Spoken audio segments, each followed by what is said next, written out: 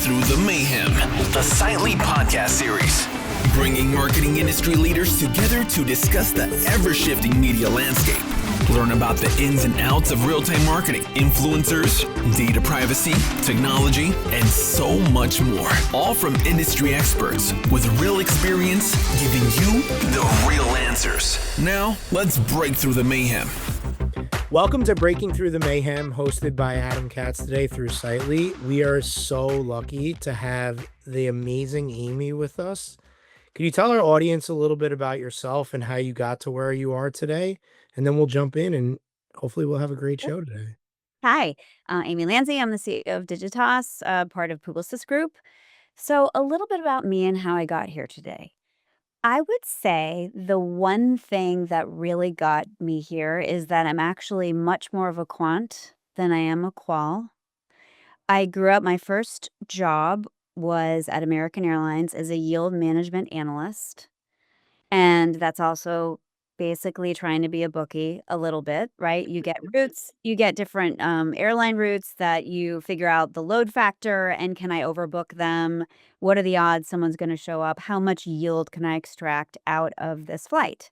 And it was very much a, quantified process. Now that's probably all done with AI. And so that's where I'm really a finance analyst background.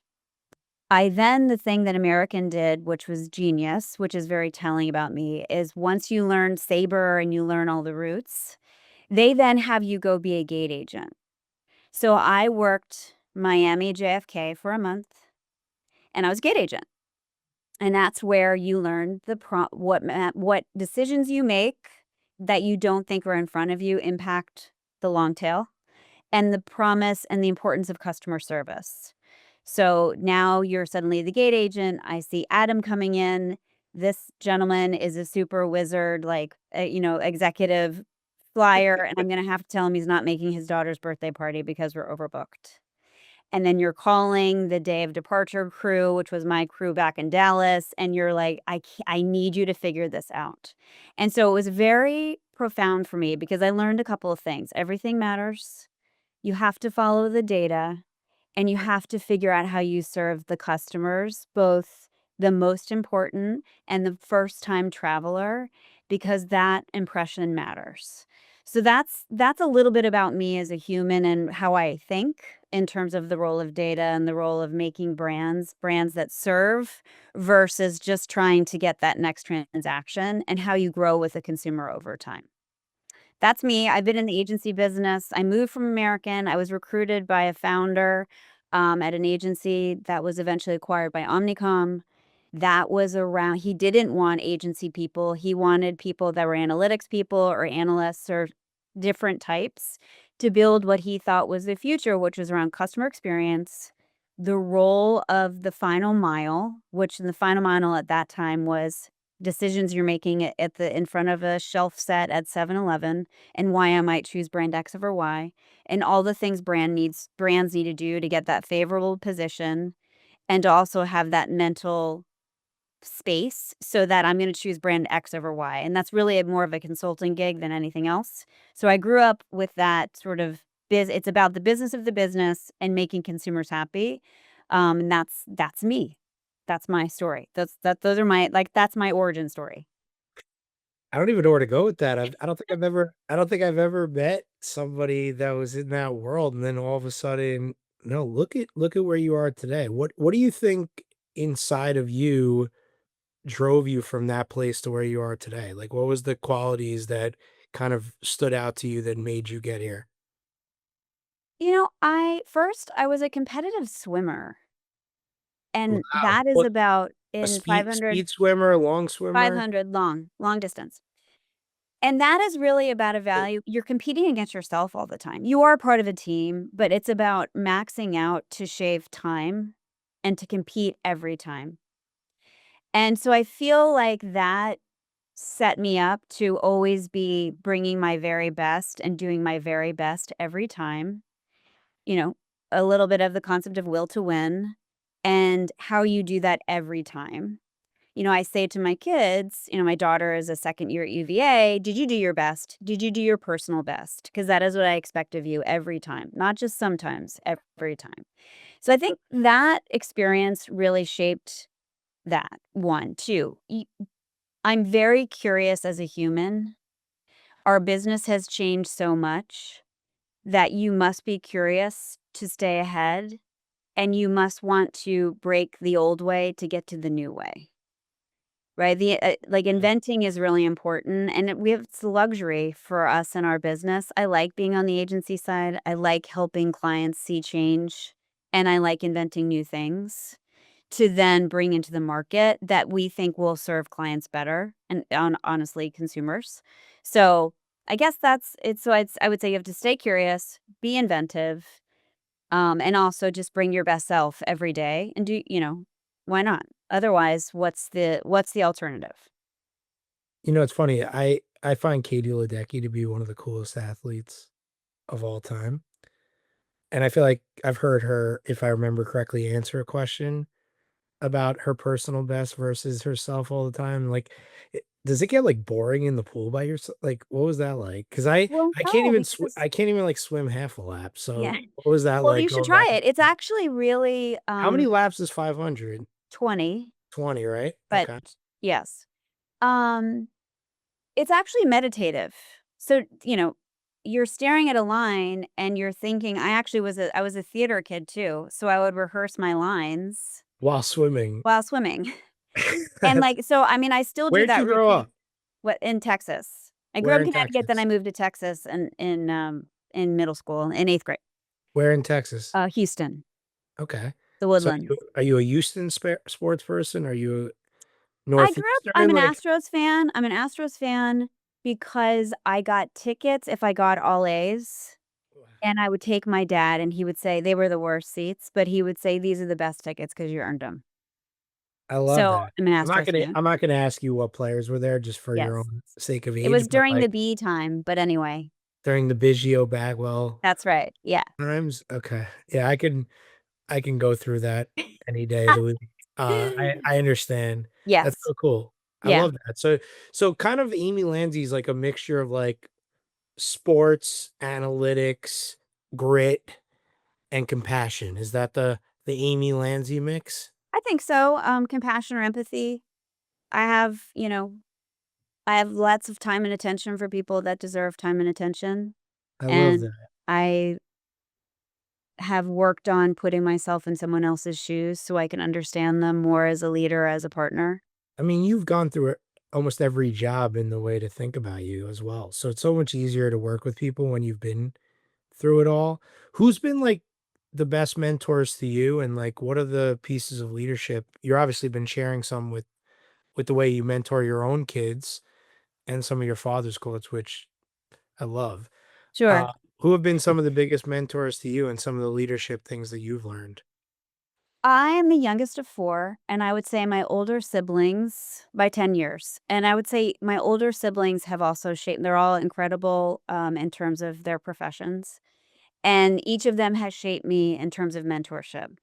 My oldest brother was in and still is, in sports marketing and talent management, so I fell in love with that side of the business, and sort of understanding the interconnectivity that goes on in the role of media there. And also, he is incredible and has never made an enemy, and there is not a stranger in his life. He remembers everyone down to their children and their birthdays, which is a That's so real cool. gift. My sister worked at in software sales. She took a company public. She's, incredibly talented and made me feel okay to be a strong woman in the workplace and not to take it from anybody. And to it's okay to have grace and to wear lipstick. And then I would say my other brother who was a trader, he was a quant times a million, and That that's is about you gotta bring it every day I because love that. you will be replaced and, I like, love that. a reminder of, so yeah, I would say those 3, and then this woman, Sharon Love, that I worked for a long time at Omnicom, she was incredible about grace, in the boardroom. She was one of the only female CEOs at Omnicom and really sort of established a North Star and was a very empathetic leader as well. So I learned quite a bit from her on how to be kind, but also precise. Wow.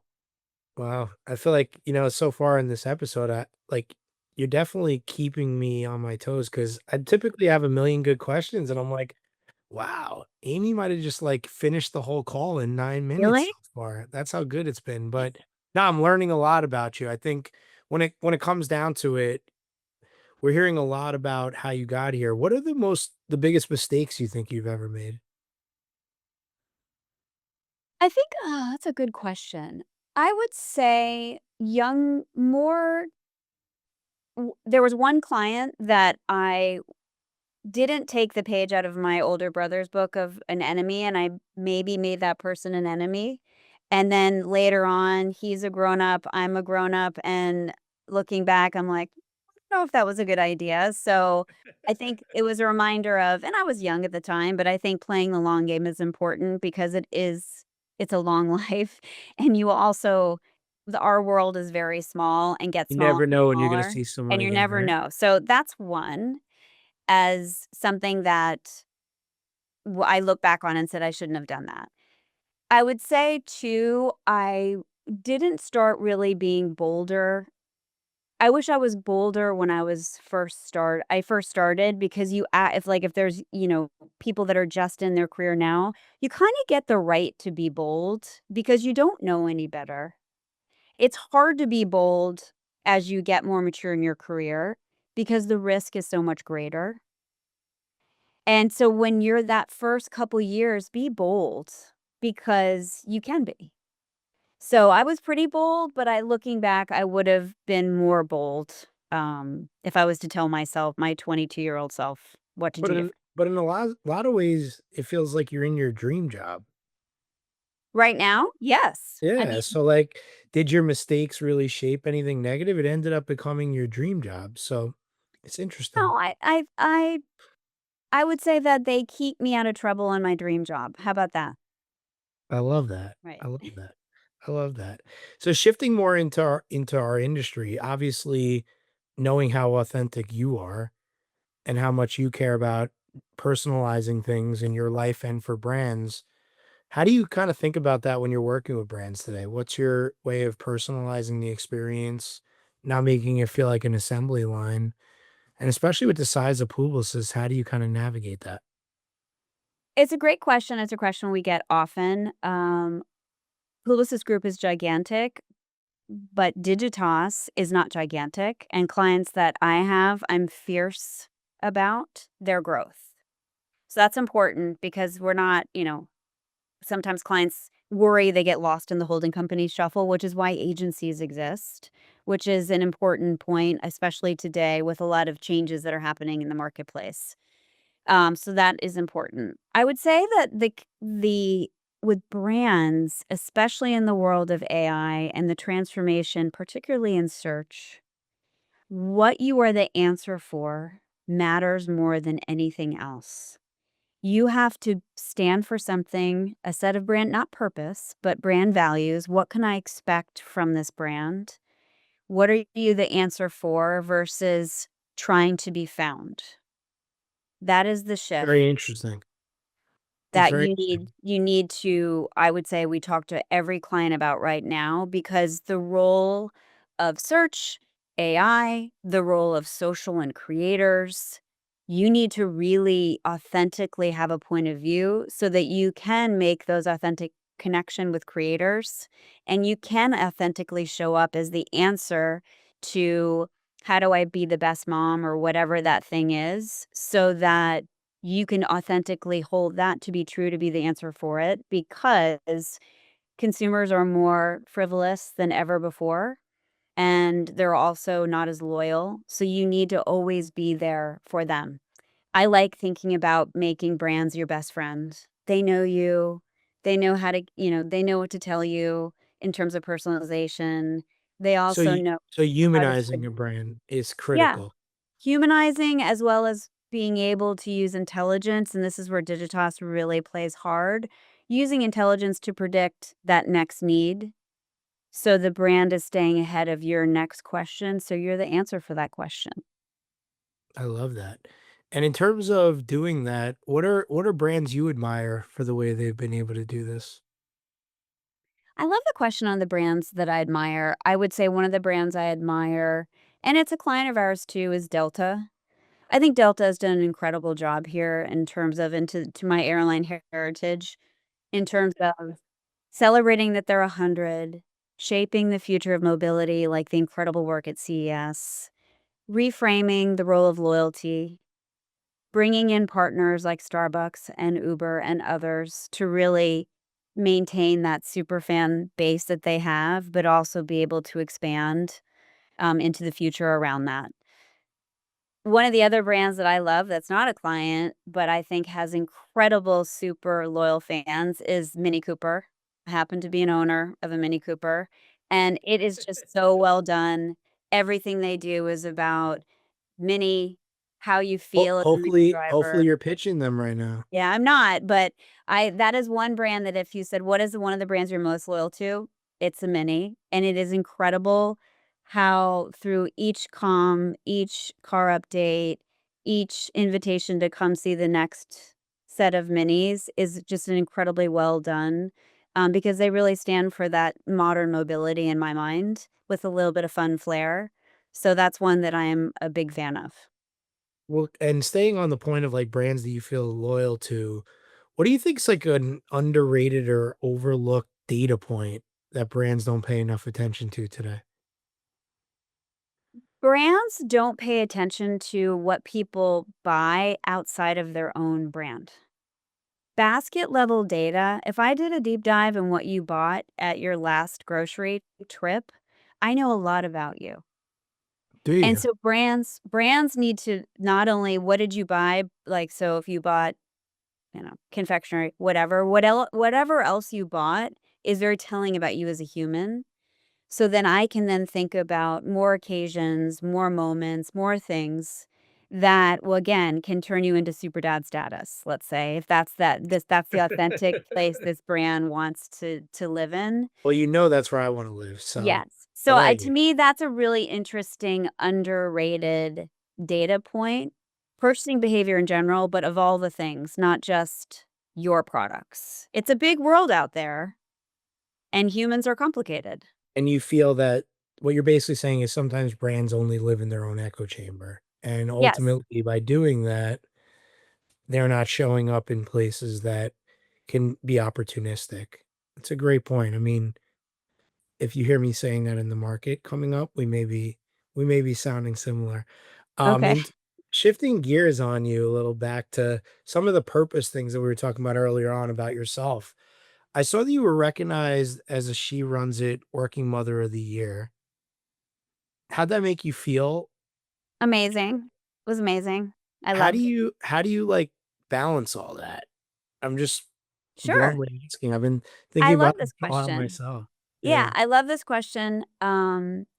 I think being a mom and or a parent has definitely made me a better employee as well as a leader, as well as someone that can help brands grow. It helps you have a much better set of I have a better decision-making framework around time. You know this, you mentioned you have a four-year-old that sometimes you're like, I gotta make bedtime and can we this is not that important. This is tomorrow's problem, it's not today's problem. And nothing is better than that as a way to help you make decisions. So that's one thing. So learning how to say no because you were a parent was a What's that? big learning how to say no and prioritization was a Yeah, big prioritization, and I would say too for even my coworkers that don't have kids, my whole thing is everyone should have something else to do, period, and the kid thing doesn't trump someone wanting to go to a class that they're in, and it's important that you keep that as a decision you've made, and so therefore your children are more important than your coworker that doesn't have children but wants to go to a running club. Those things are important too. I look at my calendar and I make decisions around giving everything equal time as much as I can. So it's a balance of work, your partner, your children. And sometimes work takes over, but then you have to overcorrect so that my husband knows he's gonna get more time, or my children know they're gonna get more time. And you can combine those things together, but I do think if you're always Is this a mental thing you do, or you have like an mental. AI spreadsheet at this point? No, it's a mental thing because Alright. and I think that, you have and of course you have to take care of yourself in that process, but the more you take advantage of one of those things, because we're always in the game of time and managing time, and the more you take advantage of one of those things, it will not grow, it will wither. So you have to make sure you're figuring out how to feed all of those things, and that is something that when I became a mom, and especially you asked about She Runs It, that's a really important thing about how you're balancing all of those things together and being fair to all of those parts because we bring our whole selves to work. I love it. In terms of what other advice would you give to working parents to make them feel like they're could be more comfortable in today's workplace? Because it's a pretty evolution is changing every day. Sure. First of all, your job is to keep your children alive, okay? So, like, It's a cut the great guilt, point. right? Because, like, one thing I always say to new moms in particular is, like, your kids don't really remember anything before they're 6, so it's okay. It's okay if you miss the thing. There's a lot of activity that happens where you feel like you have to be there, but you have to look up and say, "Is this gonna matter in 5 years?" And I will say that since I have an 11-year-old and then my daughter at UVA, and then I have 2 older stepkids, boy, the long game really matters. And when I talk to them about the things that they remember, and they know that I was always there for them, period. It wasn't that I missed the cookie party or whatever that one thing is. So try to think about those things is I think important. Also coming off of Mother's Day, it's like you're doing your best here and no one is perfect. There's no such thing as a perfect parent. There's no such thing as a perfect family. There's none of those things. So try to be in the moment, and because everyone is normal to a degree, and you're all making your own normal. I love that. It's interesting as we move into the future of obviously consumer connection and the way that we kind of marry purpose, employees, leadership, etc. Don't you feel it's like the hardest time ever to be a CEO? I think it's hard because the new generation, I'm sure every CEO has said this. There's a couple things. One, the new generation, the rising generation is different. I'm Gen X. They're different than how I was, and that's interesting to try to have empathy for them versus saying, "Well, when I was your age, I did this," because that doesn't work. That's one. We most likely are the last CEOs to have managed humans. We will probably be managing humans and agents. So that's a different way. That's a new frontier that we all need to figure out what that looks like. It'll be better for our humans if we figure out how to free up their brains to do all the smart things and knowledge based versus the amount of work we have. And how do you get that mix right? I think that is a very challenging thing for CEOs, but also really exciting because it's liberating. I'm going to liberate you from some. So in Digitas 2 years ago, when I first started, I said, everyone write down the things you do that you can't stand that you do, that you have to do. And then let's throw AI at that so that you can become incredible client service people and practitioners versus getting the report out or whatever those things are that are not really high value actions. So I think that's an interesting dynamic every CEO is working on, and what does it mean to be human in your organization and And why? where that's an amazing thought process. Where do you spend the most time nowadays learning? When we are doing new pitches, that is a great time to also learn about the latest things you may not have be doing on a current client is one. I'm a voracious reader. I So I spend a lot of thinking time to sort of see what are the trends in the world. Right now, coming off of the new fronts and upfronts, you can walk out of there with understanding the 5 things. So that's a nice summarized time in terms of being able to learn.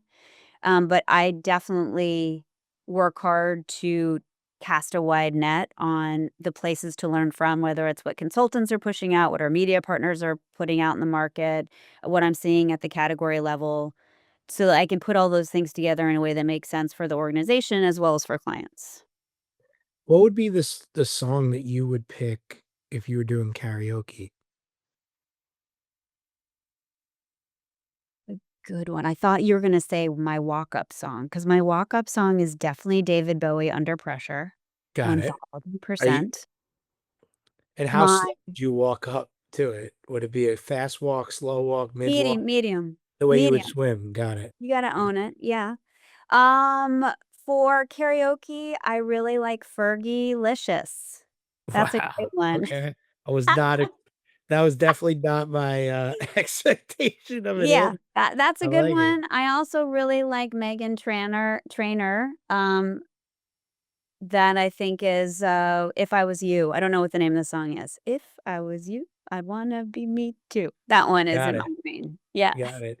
It's been popping up in my head because I've been watching, those karaoke events that were coming out recently, and it's just funny to me. I could If you throw in a Dolly Parton 9 to 5 too. I respect that. If Mhm. you could go and I know a lot of people ask this in the world, but, like, if you can go to dinner with anyone alive, who would it be? Outside of your family. Anyone alive, who would it be? That's a really good question. Yeah, I had to throw the curveball because I would wanna go to everyone always asks me this, I'm like, "I'd bring my dad back." So I just don't have Right. a good play here. That's why I always ask it in a little bit of a new nuance. So next You time know you're who on I like? You know what? I like Michael Lewis. Wow. That would be a very interesting conversation because he's an incredible writer and has really covered an incredible set of things that have happened that are not just finance, but are a confluence of finance and culture. So I think he would be a very interesting person to spend time with. And if you had the ability to change a couple people's lives in seconds, would you go back to that airline and bring some of those people along with you? Is that, like, the place you would go first, knowing where you came from? Meaning that I would make bring them into the organization I'm in now Yeah. or, Yeah. Yeah, um like, would you walk up to anybody in there and start hiring them? I feel like that would be a cool next move for you, like, go to Delta and say, "Hey, listen, I want a couple of your greatest people that you have dealing with customer service." Um, I don't think I would hire from clients. I've brought a lot of my friends over to Publicis Group already, like a lot of them. And how's that gone? It's gone fine I love because that. there are a lot of people that had a similar background to me that I worked with before, at other agency and another holding company. So I've already done a little bit of that soft recruitment. I would say I would probably go to places that are the opposite of agency to round out the team, maybe software, etcetera, so that you're getting some of that thinking also into the agency world. And in closing, what's something about you that you wanna tell the audience that you don't think they would ever know, outside of your love for Fergalicious, but we'll use that as we'll throw that The one out audience to probably say doesn't know that I'm not a great driver, and when I first moved to New York, the woman that I worked with, Sharon Love, she was convinced that everyone knew how to drive a stick, which they don't. And we had a car that I had to learn how I'm not a good driver to begin with, and then I had to learn how to drive this stick and in the city, which is very hard. And I might have burned through the clutch and it broke down on the George Washington Bridge, and I created traffic, and I was listening to the traffic on 1010 winds, and they're like, "There's a breakdown." I'm like, "That's me. This car, that's it." So that's a funny story most people don't know about me. They probably know I'm not a great driver, but they don't know I stopped traffic on the George Washington Bridge. wow. Alright, well, thank you so much for joining us on Breaking Through the Mayhem. You've created mayhem and definitely come out in a better place. Thanks for joining us, Amy. Great. Thanks. Thanks for having me. Hi, I'm Hannah, one of the producers for Sightly's Breaking Through the Mayhem podcast. We want to thank you so much for listening to the show. If you want to learn more about the guests we had on today, we included additional information about them in the show notes. Finally, if you'd like to be on the podcast, or if you know someone that would make a great fit, you could fill out the form at sightly.com/podcast. We hope you have a great day.